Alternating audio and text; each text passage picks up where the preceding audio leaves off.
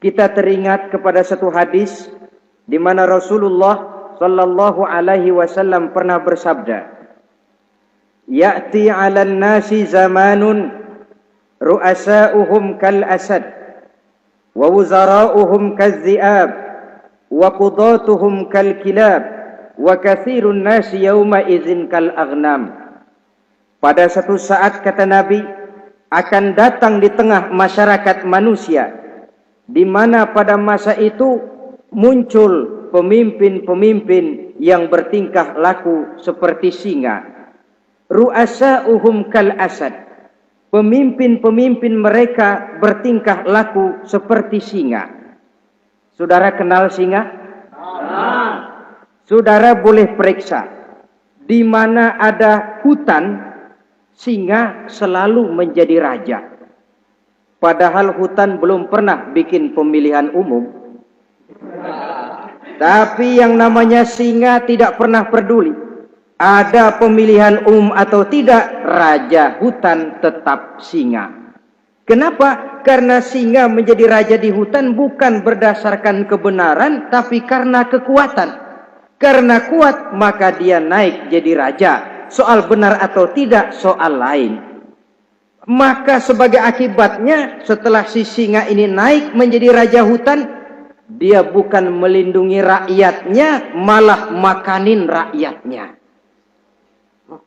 Coba saudara lihat di hutan. Kambing rakyat hutan dimakan oleh singa. Ayam rakyat hutan dimakan oleh singa. Sapi rakyat hutan dimakan oleh singa. Inilah akibatnya karena singa naik berdasarkan kekuatan. Setelah naik bukan melindungi rakyatnya, malah makanin rakyatnya. Mental semacam inilah yang dimiliki oleh Raja Namrus laknatullah alaih. Cuma karena rasa ketakutan akan datang orang yang akan menumbangkan kekuasaannya, maka seluruh bayi laki-laki harus dibunuh tanpa dosa apapun. Itu akan datang di tengah masyarakat manusia, muncul pemimpin-pemimpin yang mentalnya seperti singa. Lah kalau yang jadi pemimpin sudah seperti singa, wa wuzara'uhum kaz-zi'ab. Yang jadi wazir, yang jadi menteri, kata Nabi, lagunya seperti serigala. Nyetel ini. Kalau sudah pemimpin seperti singa, yang jadi menteri seperti serigala. Apa serigala itu? Saudara tahu dalam dongeng anak-anak, serigala itu kan binatang yang paling licik. Untuk terang-terangan dia tidak berani karena tidak punya kekuatan seperti sang singa. Maka dia pakai ilmu kelicikannya. Serigala itu kalau ingin makan daging ayam, pakai bulu ayam. Kalau kepengen makan daging kambing, pakai bulu kambing. Pendeknya, serigala binatang yang menghalalkan segala macam cara asal tujuan tercapai. Itulah serigala. Lambang dari sifat kelicikan. Lempar batu, sembunyi tangan. Pengen makan daging ayam, pakai bulu ayam, nyaruh jadi ayam. Pengen makan daging kambing, pakai bulu kambing, nyaruh jadi kambing.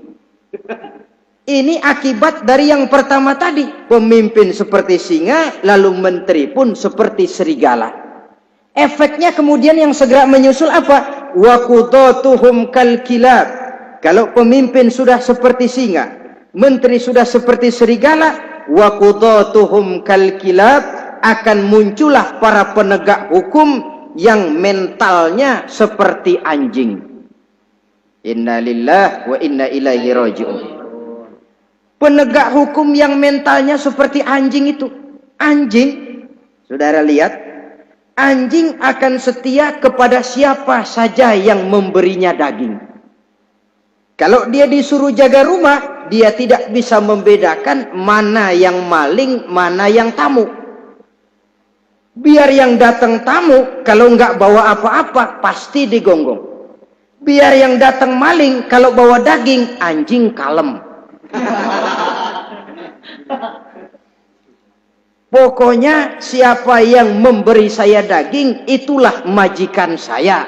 Apa kata majikan saya, itulah yang saya laksanakan.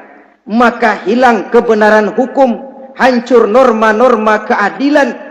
Oleh karena apa? Oleh karena anjing dapat daging. Lalu dalam kondisi semacam itu, yang jadi rakyat bagaimana? Kata Nabi, wa katsirun nas yauma izin kal aghnam.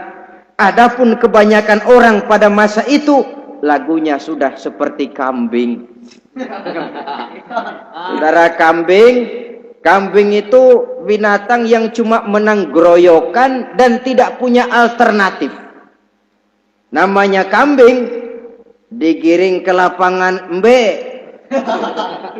Betul kan? Betul. Digiring ke kuali embe.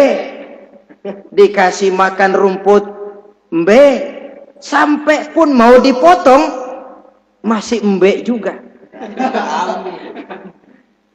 Tidak punya pilihan lain si kambing ini, tidak punya alternatif lain. Kondisi semacam inilah yang terjadi di masa pemerintahan Raja Namruz laknatullah alaih.